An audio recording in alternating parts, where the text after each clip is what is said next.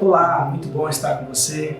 E eu gostaria de dividir com o seu coração um texto que está em Abacuque, capítulo 3, versículo 17, em que diz que ainda que a figueira não floresça, nem fruto haja na vide, e o produto da oliveira minta, e os campos não produzam seu mantimento, e as ovelhas sejam arrebatadas do aprisco, e nos currais não haja gado, todavia eu me alegro no Senhor, eu exulto no Deus da minha salvação.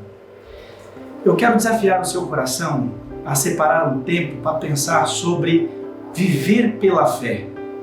Sim, porque nesse tempo de quarentena em que alguns estão isolados, outros estão desafiados a se reinventar, a se reorganizar, a obter cuidados novos, a se moldar aos desafios que nós temos nesse tempo, eu quero desafiar você e eu a vivermos pela fé em Jesus Cristo.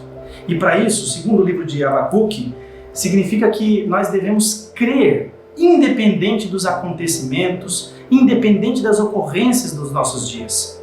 Assim como nós, o profeta Abacuque estava vivendo tempos distintos, tempos desafiadores, em que ele viu uma nação inimiga extremamente horripilante, como os caldeus, uma nação amarga, impietuosa, diz o texto, pavorosos, terríveis, uma nação impiedosa, se levantar contra eles. E apesar de toda aquela nação e do temor que os seus inimigos trazia sobre o coração do próprio Abacuque e do povo, ele aprendeu a viver por fé e a confiar em Deus, em crer em Deus, independente do seu contexto. Esse é o mesmo desafio nosso. Apesar da pandemia, apesar das lutas com relação à nossa economia, apesar das inseguranças, das incertezas, dos desafios, apesar dos medos que temos, precisamos aprender a viver pela fé. Segunda coisa que o texto de Abacuque nos ensina é que viver pela fé significa buscar a Deus, independente das respostas que Deus nos dê. Eu acho interessante no capítulo 2, quando Abacuque se coloca numa torre de vigia.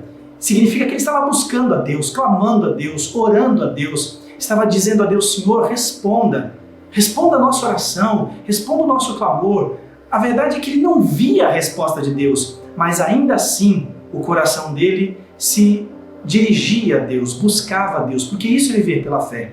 Ainda que a gente não consiga discernir as respostas, entender os propósitos, viver pela fé significa crer que Deus sabe o que Ele está fazendo, crer na condução de Deus e buscá-lo, ir atrás dele por meio da sua oração, da sua súplica. Não é? Independente se você é capaz de discernir ou não as respostas que Deus está dando.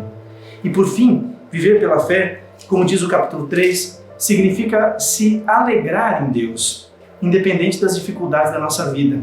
O texto que eu li: ainda que a figueira não floresça, não haja fruto na videira, ainda que a oliveira minta, ainda que haja poucos gados ou ovelhas, ainda que os nossos recursos todos se esgotem, ainda assim eu quero que o meu coração se alegre em Deus. O que determina a minha alegria, a minha felicidade, as minhas emoções, não é o contexto em que elas estão inseridas, não é a falta de recursos, não são as dificuldades da vida, mas o que determina as minhas emoções é a segurança que eu tenho no Deus a quem eu sirvo. Portanto, eu não posso permitir que a falta das coisas, as dificuldades que me cercam, impulsionem ou gerem em mim sentimentos tais que me coloquem em ansiedade no coração, ou lutas, ou depressões, ou qualquer coisa que seja. Mas eu preciso do próprio Deus, da alegria do Senhor agindo em mim. Deus abençoe e te fortaleça neste novo dia.